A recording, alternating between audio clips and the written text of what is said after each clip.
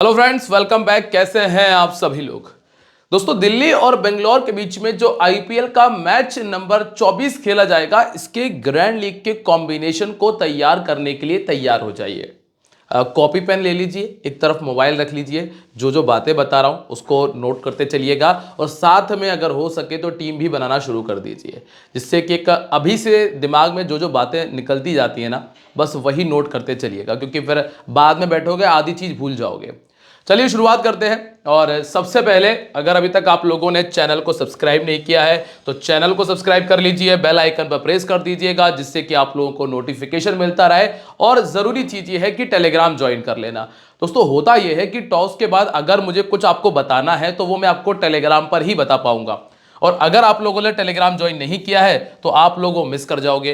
तो सिर्फ सीधा सा फंडा है, वीडियो के डिस्क्रिप्शन में जाओ या फिर चले जाओ कमेंट सेक्शन में, आपको टेलीग्राम का लिंक मिलेगा, उस पर क्लिक कर देना और हमारे साथ में जुड़ जाइएगा। सिर्फ ये करना, वीडियो के नाम पर क्लिक करो, नीचे बॉक्स खुलेगा, पहला लिंक है, क्लिक करो, सीधे टेलीग्राम पे पहुंच जाओ।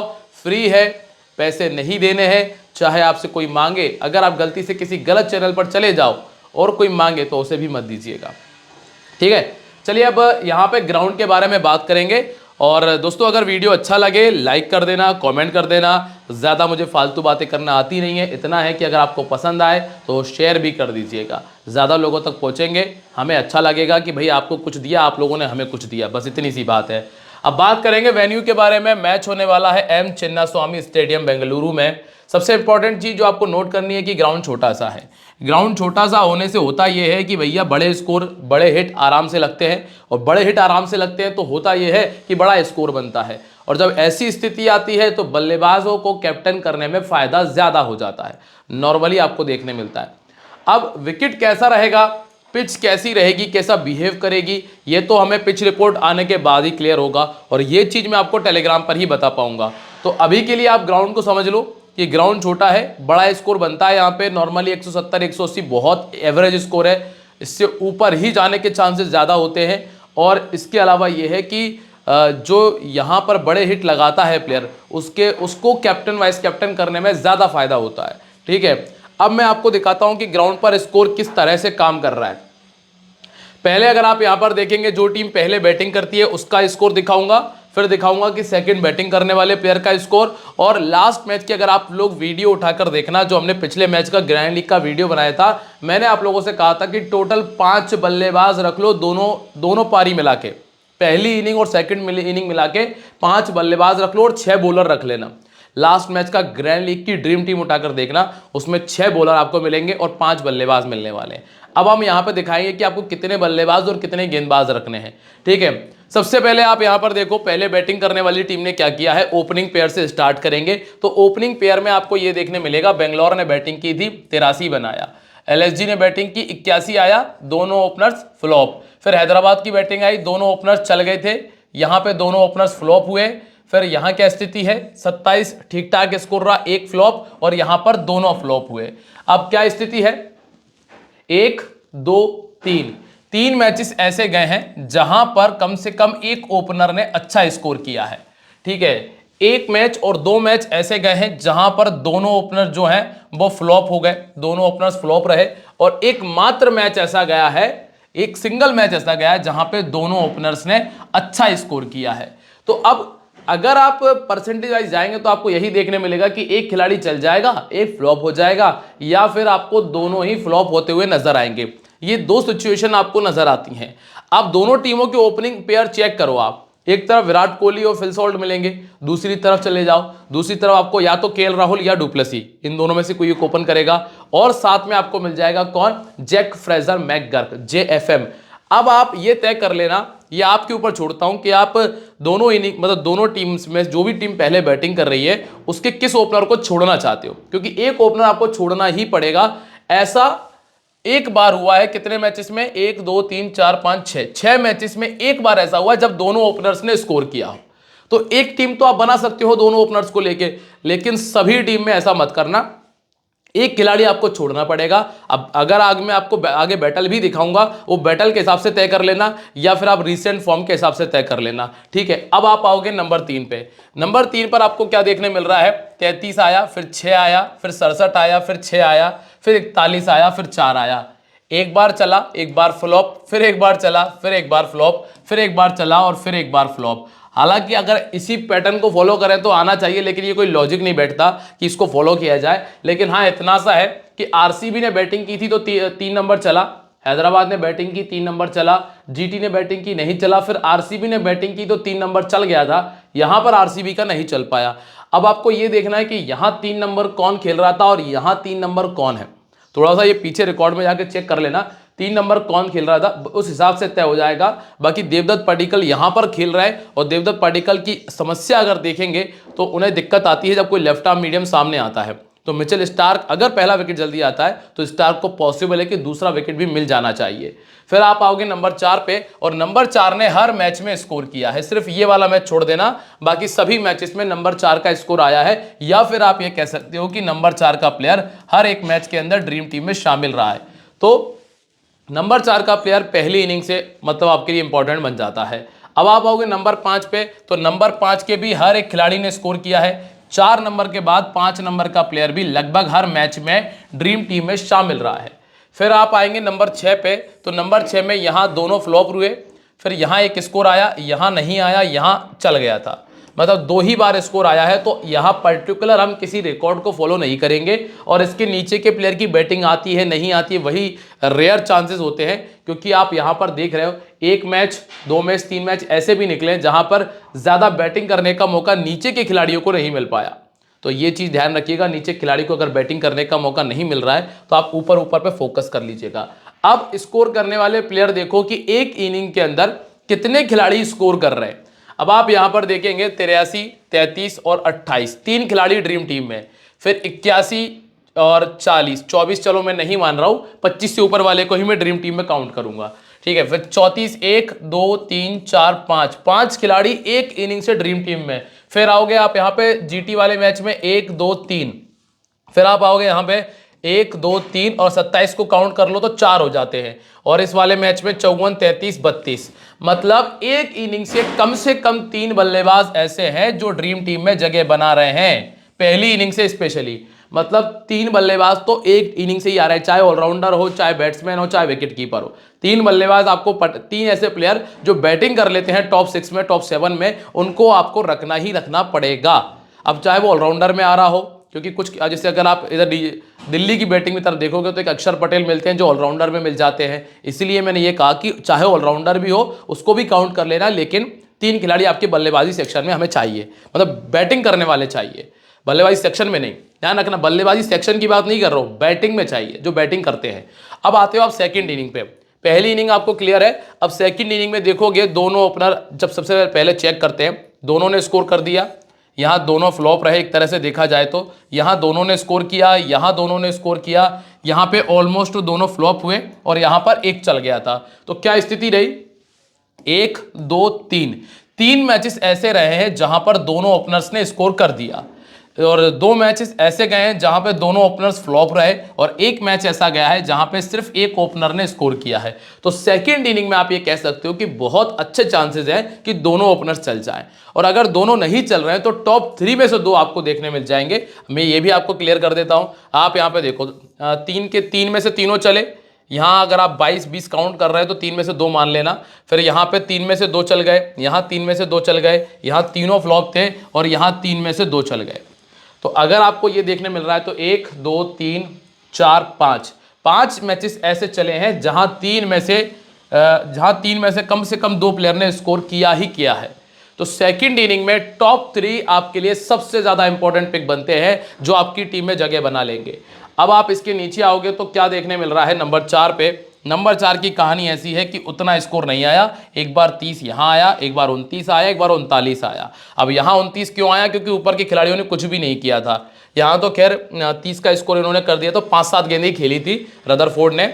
इसके बाद आप यहाँ देखेंगे तो यहाँ तो खैर किसी ने स्कोर नहीं किया, क्योंकि ऊपर से अच्छा स्कोर था, यहाँ भी ऊपर से स्कोर था, नीचे स्कोर नहीं आया, और यहाँ पर भी ऊपर ही था जो था, नीचे कुछ नहीं आया। अब बाकी नीचे के खिलाड़ियों की बैटिंग कितना करने का मौका मिलेगा ये नहीं कह सकते, लेकिन अगर आप 4 नंबर पे आओगे तो 5 नंबर ने इस मैदान पे कुछ भी नहीं किया सेकंड बैटिंग करते हुए। अगर ऊपर के कर गए तो कर गए, फिर नीचे कुछ नहीं आया।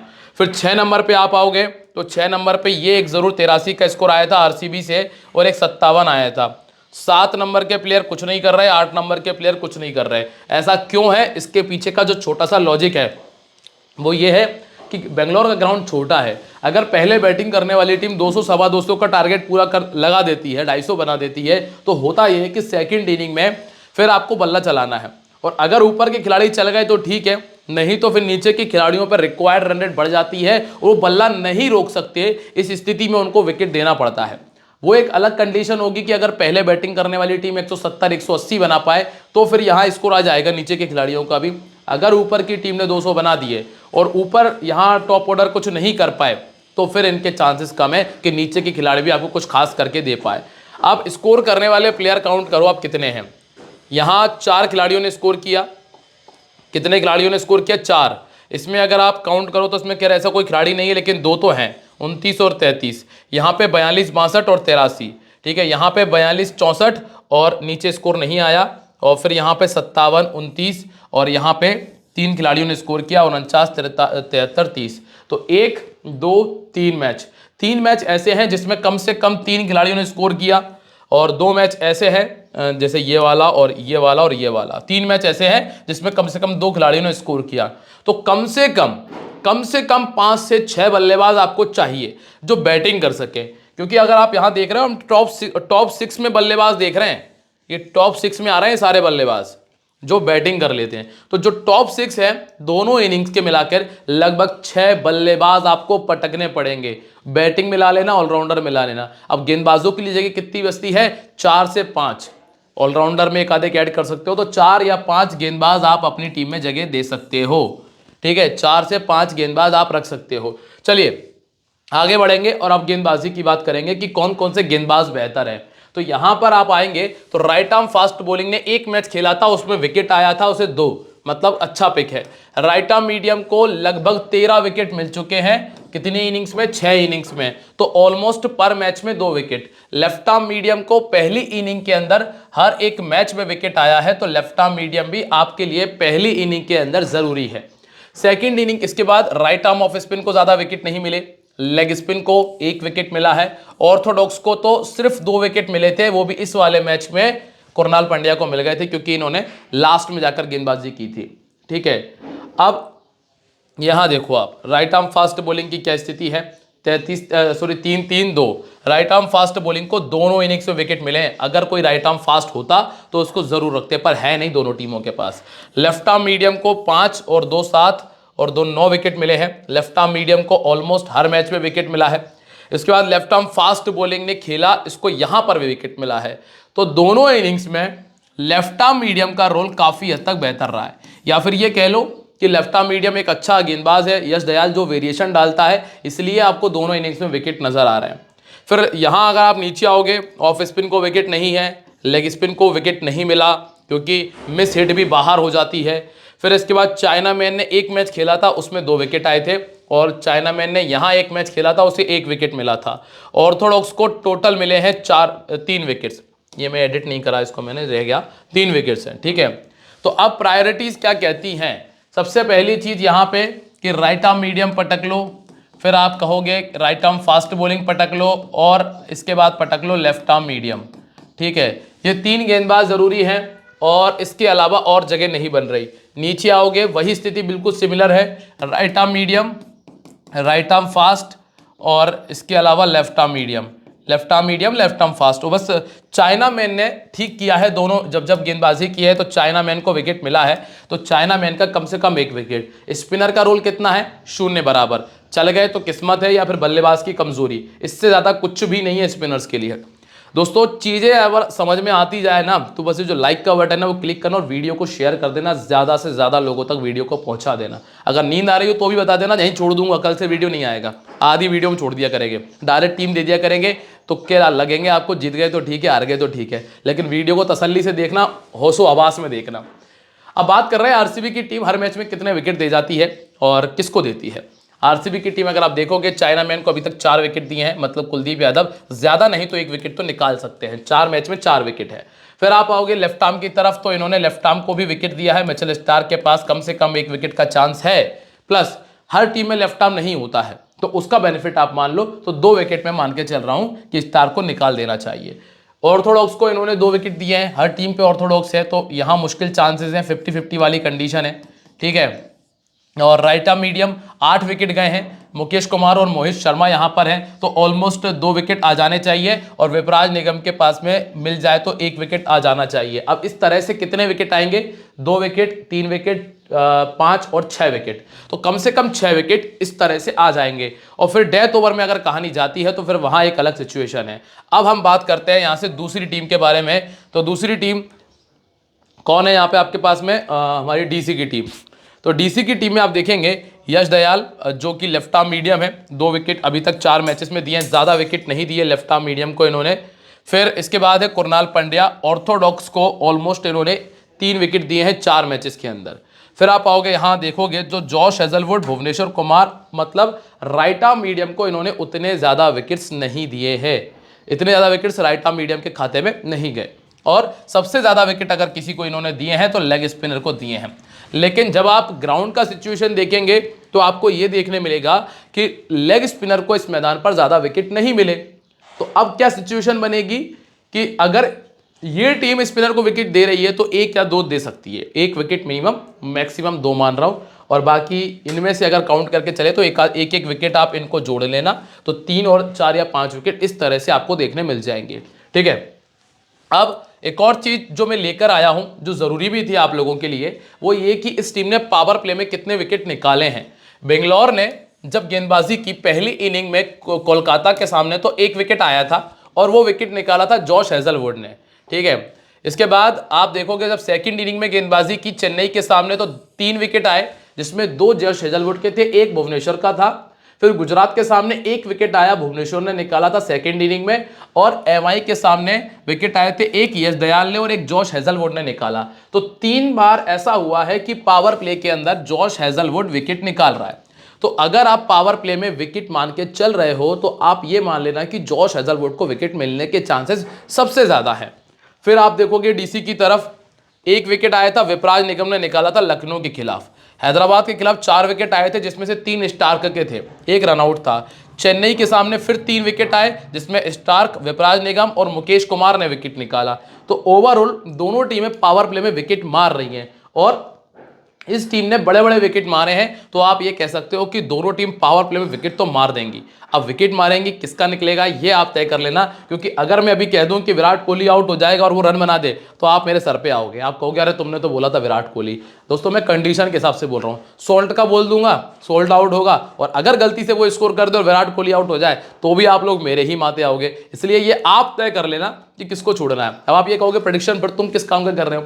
दोस्तों प्रेडिक्शन ये है कि आएगा, कौन निकालेगा ये बता सकता हूं। अब क्योंकि कंडीशन ये डिपेंड करती है, कई बार ऐसा होता है कि किसी एक के प्रेशर के चक्कर में दूसरा बल्लेबाज आउट हो जाता है, वो स्थिति भी आपको कई बार देखने मिलती है। अब यहां से ओपन करोगे सोल्ट, विराट कोहली और देवदत्त पार्टिकल आ जाएंगे, रजत पाटीदार, लिविंगस्टन और जितेश शर्मा, ये टॉप 6 में आपको नजर आते हैं। गेंदबाजी में इनके पास में काफी ऑप्शंस हैं।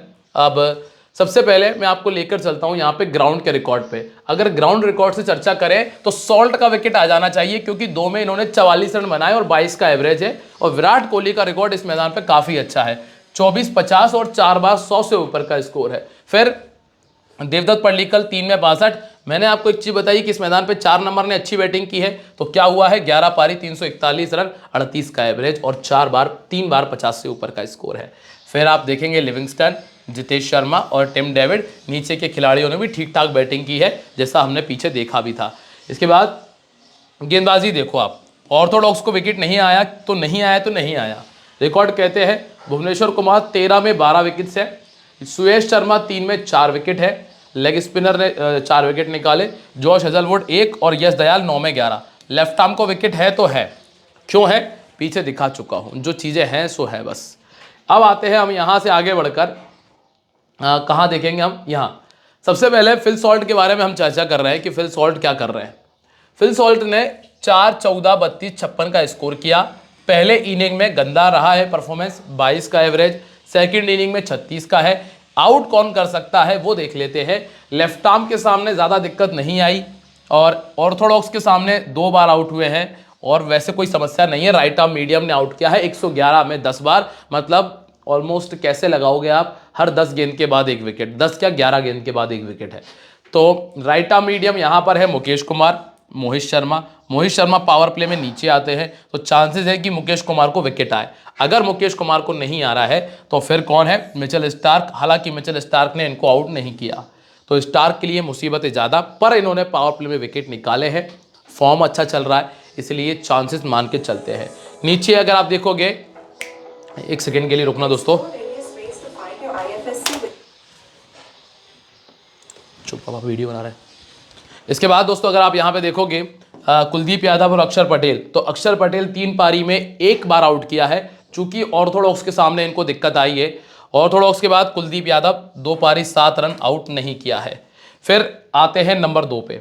नंबर 2 पे क्या करना है आपको, यहाँ देखिए विराट कोहली ने 67, 31, 59 दोनों इनिंग्स में ठीक रिकॉर्ड है। अब लेफ्ट आर्म मीडियम के सामने 100 गेंदों में 4 बार आउट हुए हैं, लगभग 26-27 गेंद के बाद, और वैसी कोई खास समस्या नहीं है इनको। यही है कि स्टार्क ने 31 गेंदें डाली हैं, 72 रन बनाए। दोनों बल्लेबाजों को स्टार्क ने तो परेशान नहीं किया है।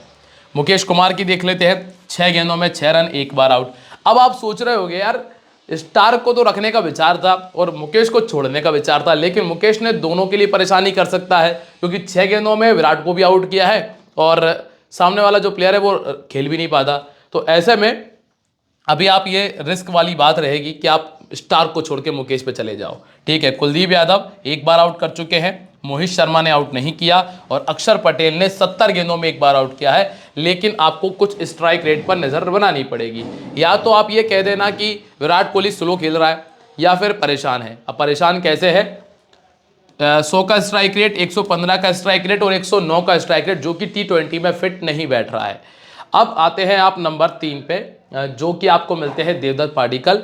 देवदत्त पाडिक्कल की स्थिति क्या है कि लेफ्ट आर्म मीडियम खेलते नहीं बन रहा है, 27 गेंदों में 3 बार आउट हो चुके हैं लेफ्ट आर्म के सामने, और राइट आर्म मीडियम के सामने 19 गेंदों में 4 बार आउट हो चुके हैं।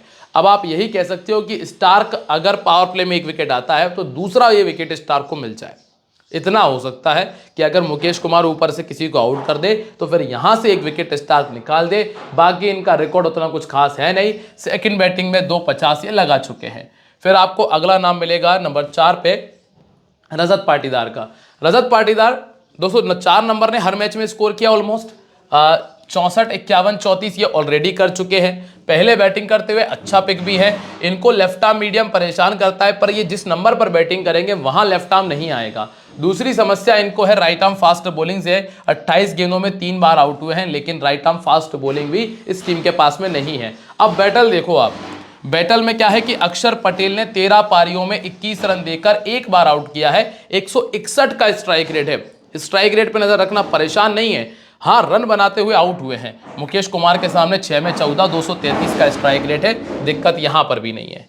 अब अगला नाम है लियाम लिविंगस्टन का। लियाम लिविंगस्टन 16, 20, 18, 28 दोनों इनिंग्स में देखो तो 50 किया है, गेंदबाजी कर लेते हैं। कमजोरियों में यह है, सबसे बड़ी दिक्कत आती है कि चाइना मैन खेलते नहीं बनता है। अब जो कुलदीप यादव को विकेट नहीं मिलने के चांसेस थे, तो आप कह सकते हो कि हाँ कुलदीप यादव विकेट निकाल सकते हैं। क्यों, 17 पारी 18 रन 1 बार आउट किया है, ठीक है। और अक्षर पटेल के सामने भी 17 इनिंग में 14 रन बनाकर 1 बार आउट हुए हैं। अभी जो टॉप 5 निकले हैं ना, इनमें से किस किस को रखने की सलाह है, अगर ग्राउंड के हिसाब से बात करी जाए, चलो हम पहले पूरे खिलाड़ी देख लेते हैं। एक और जितेश शर्मा बच रहा है, फिर तय कर लेते हैं। तो जितेश शर्मा का अगर आप रिकॉर्ड देखोगे तो 40-33 दोनों मैचेस में स्कोर है, और सबसे अच्छी बात है कि ड्रीम टीम में जगह बन रही है इनकी। इसके बाद आपको यहाँ पर मिलेंगे 28 में 3 लेग स्पिन के सामने आउट हो चुके हैं। यहाँ पर आपको मिलता है विपराज निगम, जिन्होंने अभी तक इनको गेंदबाजी नहीं की है और कुलदीप यादव के सामने नहीं चल पाए, और अक्षर पटेल ने भी इनको 2 बार आउट कर दिया है।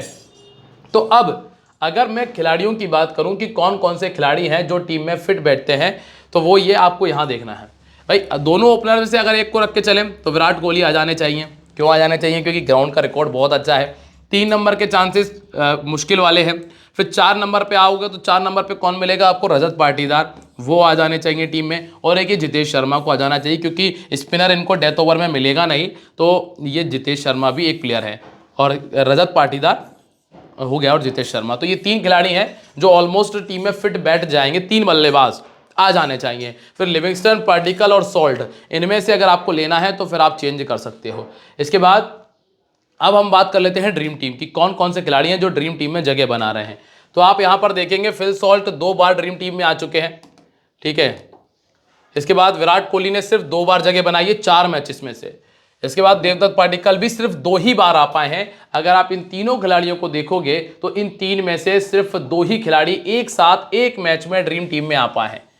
3 में से 2 यहां तीनों नहीं आए, और यहां भी 3 में से 2 ही खिलाड़ी ड्रीम टीम में आ पाए हैं। अब इसके बाद आप देखेंगे यहां से रजत पाटीदार, जिन्होंने 3 बार जगह बना ली है ड्रीम टीम के अंदर।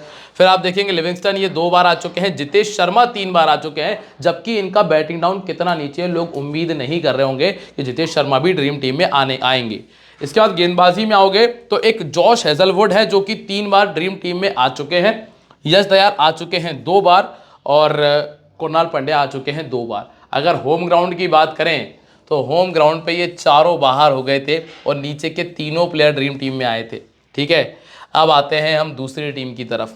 दूसरी टीम में कौन कौन है?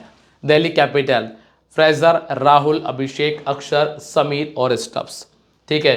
गेंदबाजी में आप देख लोगे स्टार्क, कुलदीप, विपराज, मोहित और मुकेश हैं। नई गेंद के साथ में स्टार्क लेकर आते हैं। ग्राउंड का रिकॉर्ड कहता है कि लोकेश राहुल के पास में 250 है, बाकी किसी का रिकॉर्ड उतना अच्छा नहीं है कि कह सको कि 1 साइडेड टीम में पटक लिया जाए। गेम अक्षर पटेल ने 8 में 177, रिसेंटली 4 नंबर पे बैटिंग भी कर रहे हैं। गेंदबाजी में देखोगे तो ऑर्थोडॉक्स को बहुत कुछ कमाल विकेट मिले नहीं है, 9 में 9 विकेट हैं। मिचेल स्टार्क 11 में 12 विकेट्स हैं, जिसमें 4 विकेट का हाईएस्ट है। कुलदीप यादव 5 में 5 हैं, और मोहित शर्मा 11 में 9 विकेट्स हैं, ठीक है। अब यहां से अगर हम बात करें जैक फ्रेजर मैकगर के बारे में, सबसे पहले अगर आप देखें पिछले मैच में फिर से 0 लग गया। पहले बैटिंग करते हुए 250 है और 19 का एवरेज है। दिक्कत कौन कौन करता है? लेफ्ट आर्म फास्ट बॉलिंग और लेफ्ट आर्म मीडियम नहीं खेला जाता तो नहीं खेला जाता जो नहीं है। फिर इसके बाद 1 बार आउट किया है, लेग स्पिन ने 2 बार किया है, राइट आर्म मीडियम ने 8 बार आउट किया है। ऐसी कोई खास समस्या नहीं है, ना ही हेजलवुड से, ना ही भुवनेश्वर कुमार से।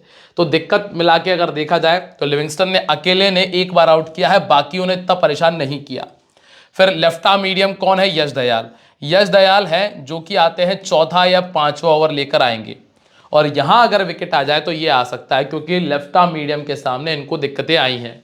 फिर विकेट मतलब पावर प्ले में विकेट का जो चांस है वो इनका बन सकता है। फिर आप देखेंगे लोकेश राहुल अगर खेलते हैं तो इनको ना ही किसी ऐसे पर्टिकुलर किसी गेंदबाज से समस्या नहीं है, बस अगर कोई इनको आउट करेगा तो बैटल से। अब बैटल में ऐसी कोई समस्या नहीं दिख रही है।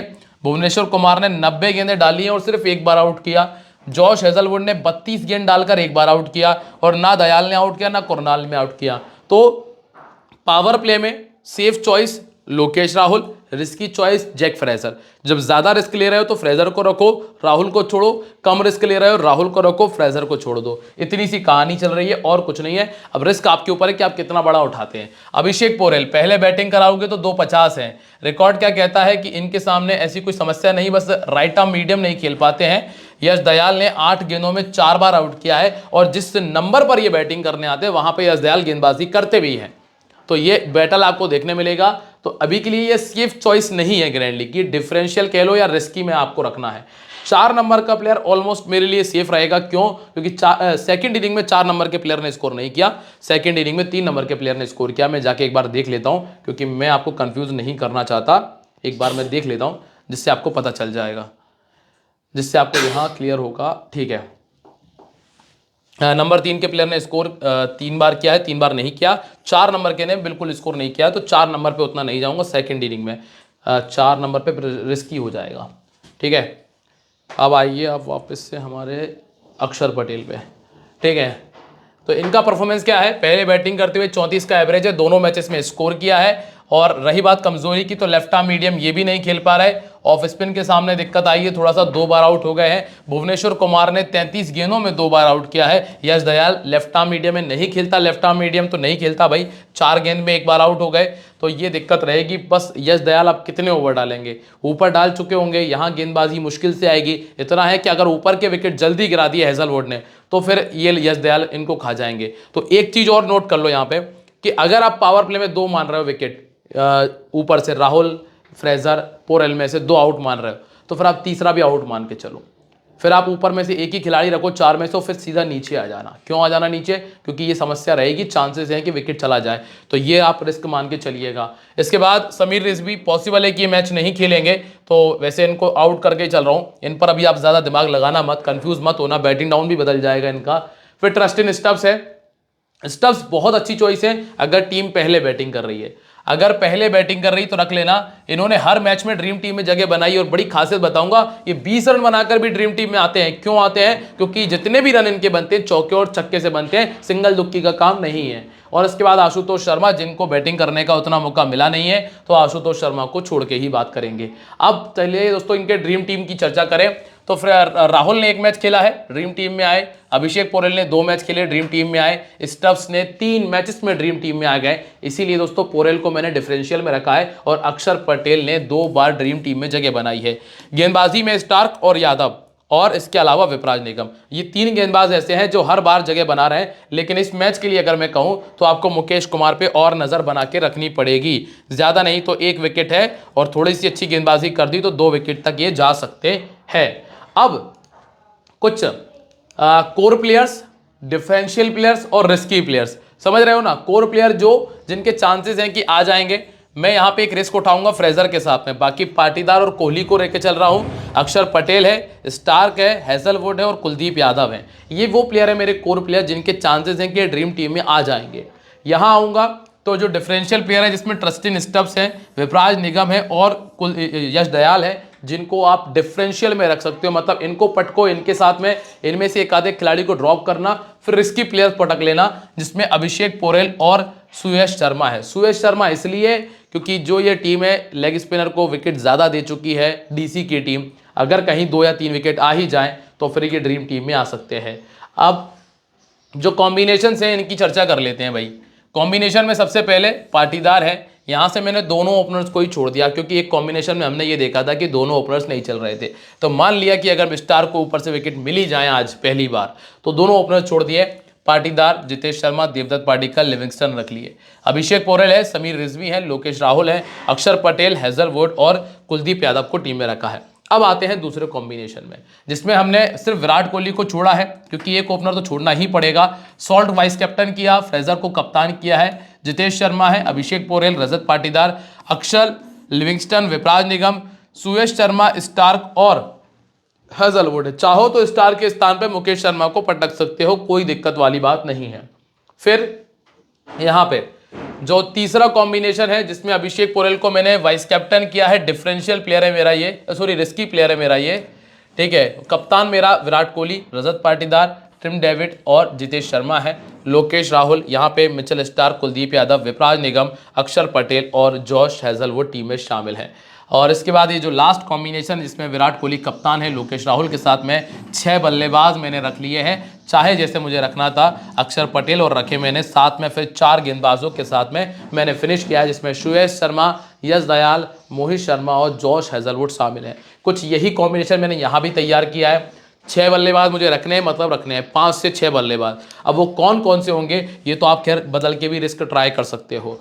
और दोस्तों एक चीज़ का ध्यान रखिएगा, वीडियो पूरा हो चुका है और आप लोगों से उम्मीद है कि आप लोग लाइक कर दोगे, शेयर कर दोगे, कमेंट कर दोगे। आप लोगों से मुलाकातें होंगी मेरी आने वाली वीडियोस में। बस ध्यान रखिएगा, दिस गेम में भी है बेट फॉर्मिंग और financially risky, so please play responsibly. मिलता रहूँगा मैं आप लोगों से, आने वाली वीडियोज़ में फिर मुलाकात होगी। तब तक के लिए बाय, जय हिंद, जय महाकाल।